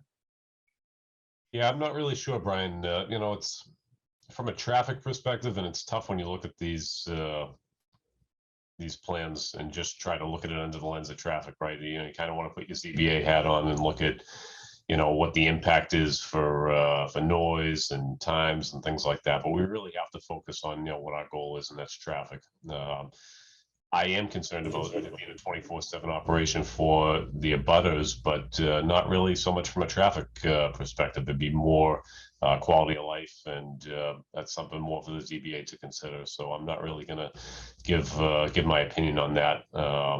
As far as traffic goes, my traffic concerns are peak hours, and that's what's been addressed by Heather and your team. So that's really, I wouldn't have as much of a concern at 7 p.m. about traffic for a site like this. I would for the abutters, but that's for the ZBA to consider. As far as diesel fuel, I tend to agree with you. I don't see large trucks fueling up in service stations of this size. And Wakefield's a working class town. There's a lot of people that have small businesses that use small landscape type trucks that need diesel fuel. I mean, there's something as small as a Chevy Colorado comes in a diesel motor because it may be more efficient as far as fuel efficiency goes. It may have more towing capacity for small trailers. So I don't think from a traffic standpoint, it's going to change all that much by adding or not adding a diesel fuel option. As you pointed out, there's several others in the immediate area in Reading and Stoneham, right on the 128 belt. So I don't think we're going to get a massive influx of. It could go either way for me. And as far as traffic goes, I don't see it being a make or break for me. Anybody from the committee have any thoughts on the presentation? Yeah, I mean, I think the big comment that I had at the last meeting was on the drive-through and, kind of the configuration here next to the school in the morning, really snarling that intersection in the morning for school drop-off. So, I mean, that was, from my perspective, was probably the big issue. And that's been addressed with the plan. To piggyback on your diesel comment, I don't know if most folks know, I live in Middleton. I'm actually on the ZBA there. We have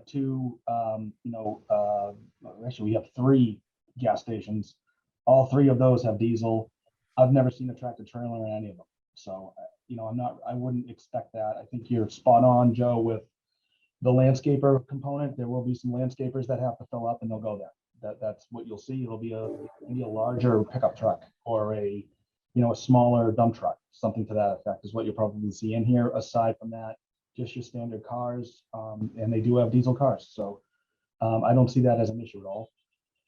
We provided comments on the sidewalks at work as part of the ZBA application and on the ADA compliance components of it that need to still be addressed within the plan, but that will get addressed, I believe, through the ZBA. And then just the discussion on the signal, the cost of the improvements that need to happen. We talked about that 25,000. I think that's a good number. But I would hesitate to say it's just going to be used on that signal. We'll be able to get the repairs that are needed to get the traffic detection working, probably for less than that. So I think we'd want to use that again, as we typically do for, the aggregate of all of the work within town, to be able to use it in other locations too, to cobble money together to make better improvements. So. No, I agree. That's a good point that you made there, that if there is anything left over, we have a lot of use for it in town, and that's a trend on this committee. So that's something we would be looking to do. Steve. Sure. Thank you, Lieutenant. I remember this site from when 40. I say 40. It's 50 years ago when we were playing Little League at the Dolbear Diamond, and so there might be a few baseballs that you find when you redo that site that maybe Mr. McGrail hit them out. I couldn't hit it that far, but maybe he hit them out of there at the site. I love the landscaping. I think it's great. I live right around the corner from Dolbear School. My grandson goes there, so I'm very familiar with the area. I'm happy there's no drive-through. I think that's a great move. I am a little bit fascinated about the E85 gasoline, that I haven't heard that term before, so I learned a little bit today.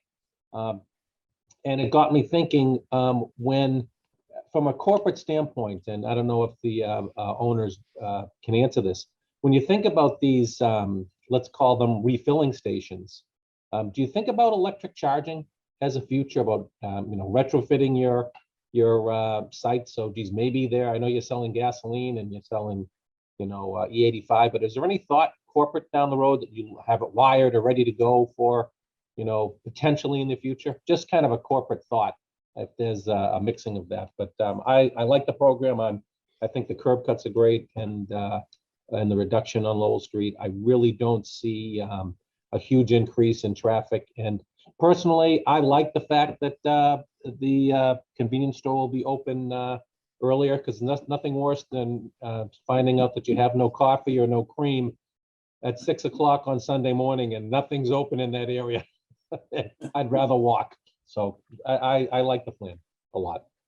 And to your point, Steve, I mean, we're trying to, the trend in town is to make things more walkable, right? So yeah. This was a drive-through, I would be concerned, but I'm actually pleasantly surprised that it isn't, because the Dolbear School is it's a lot of families walk to school, so I think it's going to be less cars on the road that are going to other, Dunkin' Donuts and other similar locations where there's a queuing issue and there's a traffic issue. So I think potentially it will eliminate traffic in and around other sites in the area by having that walkability and being so close to the Dolbear. So I can definitely appreciate that.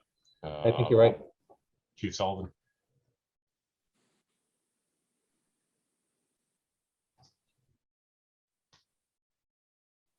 I have no objection with the plan. I think it's well designed. I like the elimination of the curb cut on Lowell Street. I fully agree that we need to a contribution to the traffic signals at Four Corners at Lowell and Vernon would be really good. I don't believe we have a functioning Opticom system there at this time, so maybe we could combine some resources and get that in. We can do that. I have no objection to the development, and I also don't have any objection to the diesel. It makes no difference fire-wise to us whether it's gasoline or diesel. Thank you, Matt Keeley. I think Dan and Lois have had their hand up for a while. Are you? I thought it was left over from. Okay. Dan or Lois. No, just to make Steve feel a little bit younger. I remember it used to be kids' ice cream. Steve, does that help you at all? Actually, I kind of remember that too in the back of my mind. So it was a nice, Dan, I appreciate the attempt. You're older than you look. Now that you're in your 60s, Steve, I mean, I know. remembering these types of things, it's good. Yeah. We're going to eliminate that from the meeting minutes then. Take that off the meeting minutes. Matt and then John. Yeah, I had a couple of comments and a question on trip generation. I traded some information back and forth with GPI this week. My first comment is that I think overall their trip generation estimates are probably even conservative. The way that ITE has sort of reaggregated the data for this land use in the latest version of the manual gets a little complicated, but the fact that they pulled the coffee and donut shop out separately, I think might end up being even more conservative. And I think the way they've reaggregated the data in the manual, that area would sort of be inherent, within the convenience store. So I don't think I have any issues with the overall trip generation, but I did have a question on the overflow from Dalbert using the site during pickup drop off. Just wondering if that was quantified during your observations. Is that going to be continuing in the future? And if so, how it's just going to be accommodated on the site with the reconfiguration? I can answer that. So on the site today, as the store's kitty cornered, so over to the left of the store, right where Chris has his cursor going up, kind of in the middle of the two curb cuts. It appears from what we've seen that there's like 2 rows of parking. There's at least 10 cars that park on there during the morning peak hour. We can't see everything for the whole time in the video that we have, because when we were making observations, it was at the school driveways, not at our driveways. So if you needed us to quantify that, we just have to go out there and look at it in the morning. But it's at least 10 vehicles. So you're correct. When I talked about my vehicle increases, just related to the site, it could be a little bit higher than what is in our traffic study because we did not take those out of the trip generation for the site. But like you just mentioned, I too believe that our trip generation is a little bit conservative. This is one of the first facilities that we did with the new manuals. We're kind of figuring out what to do. And we had a discussion before the meeting and thought, ooh, we think it's a little bit conservative, but it's always better to be conservative. So that's fine. So if we needed to quantify that, then you can just write that in your comment letter and we can make some observations and find out. Mike Durant can correct me if I'm wrong on this, but I don't think there is any future thing to not let people park on the site. In fact, they would want them to park on the site because maybe they'll go in and get a coffee or whatever, use the convenience store and then go get their kid and come back. So unless that's changed from other conversations that we've had, that we wouldn't be restricting that in any way. For the record, Mike Durant with Noria Energy. Yes, just to piggyback on Heather's comments, yes, we would not refuse any potential customers from parking on our site if they're going to pick up or drop off their children at the Dolbear School. Okay. That's a pretty good neighbor. Yeah. Maybe they'll buy a cup of coffee while they're there or go in the store. That's the hope, right? Yeah. That's the hope. Mike, could you, Lieutenant, if I could just have Mike at this point. Mike, if you could maybe address Mr. Mayo's comment on the electric charging.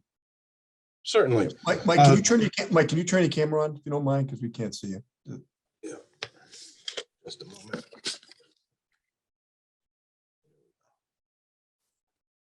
There you are. Thanks, Mike. See me? Okay. Yeah. So yes, we did as a pretty much a standard when we look at new developments like this. We consider and we look at trying to put in electric charging vehicle stations. We did for this particular one as well. A lot of back and forth between myself and Chris Tamula with GPI, a lot of conversations in-house as well. And unfortunately, there are a lot of restrictions with EV charging units. You have to have a specified distance from petroleum systems. You have to have specific ADA compliant spacing. And we just simply could not fit it on this particular site. Unfortunately, the constraints of the site just will not allow it. But we probably would like to. Unfortunately, for this particular one, we could not get it in. Well, thank you. Thank you for that answer, because it just kind of interested me. Thank you. We have John Connors next. Hi, Lieutenant.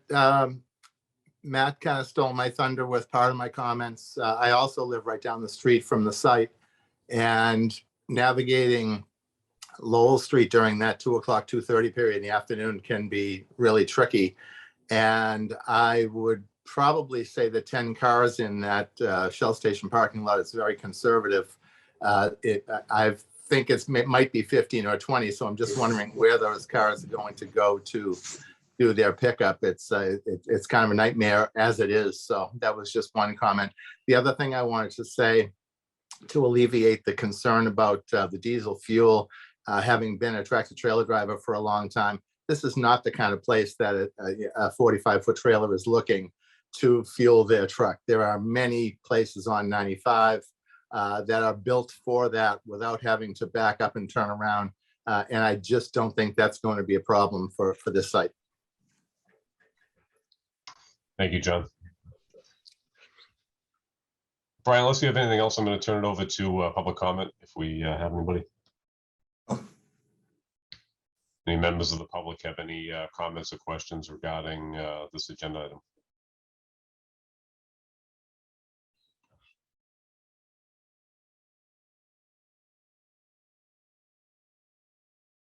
Any members from the public have anything on this agenda item? Matt, I think from my point of view, we'd be good issuing a memo outlining some of our concerns and expectations on this site. What are your thoughts on that? Yep, I agree. I'm going to run through the numbers one more time, just see if I have anything else, but I don't have any major issues. Qualitatively, I can say that in the town next to me in Milford, they recently did a very similar project where they rehabbed an old shell that had service bays, and they put in an Amato's sandwich shop and convenience store. And I don't really notice a difference in the traffic. So for what that's worth, it's a very similar use to the existing use. It's just, it's being improved. So I wouldn't anticipate a huge increase in traffic. So I think for the memo, we're going to talk about the curb cuts and the landscape blocking off that Lowell Street curb cut. We will we'll mention the developer contributions for the signalized intersection improvements and any other improvements as needed throughout town as it relates to traffic. And what else am I? The parking restrictions. There'll be no parking restrictions implemented on site. As far as and the diesel fuel. The diesel fuel, there's no impact that we can see as far as traffic advisory goes. What else am I forgetting? One thing we didn't discuss was with GPI sent over their truck turning template just to show the path of the fueling truck, and I don't have any issues with that. Okay. Anything else from the committee to include in the memo? I think we'll definitely include some language about the Dolbear overflow. I think we'll just want to make sure there's some sort of safeguard in place that that they're not blocking the access on Lowell Street. I know that if there's 20 cars, there's not really a good way for them to queue up. So we'll just want to make sure that nothing's happening that will impede access on Lowell. All right, very good. So Matt will work on a memo, and we will be in touch. Thank you very much. Appreciate it. All right, thank you, Brian. Thanks for your time. Thank you very much. Have a good day. Thank you. Have a good day. Good weekend. Bye-bye. Item number 8, Matt is not anticipated for the agenda. Is there anything public participation that we didn't hit on, or anything else from the committee? 2 quick ones. Sure. This is probably for Bill. Richardson Ave and North Ave, the white stop sign. I'll paint it on the pavement. I think it was supposed to go about 10 feet back from where it is now. And I'll take a look at it. Yeah, that was one of our last meetings. We talked about next time the line painting crew was around, moving that stop line. So And all of the handicap parking spaces in town, can those be marked out with blue and with the white wheelchair logo? Yep, yeah, we definitely can do that. We can definitely do that. I'll talk to, well, Chris, Chris, are you still on the call? Yeah, Chris, I have both those on my list. You do, okay, good. Cool.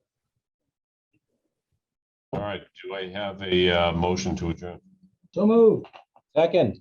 No discussion allowed for the first time in a while. We made it before 11. Pretty All good. right. Have a great weekend. We'll talk to you soon.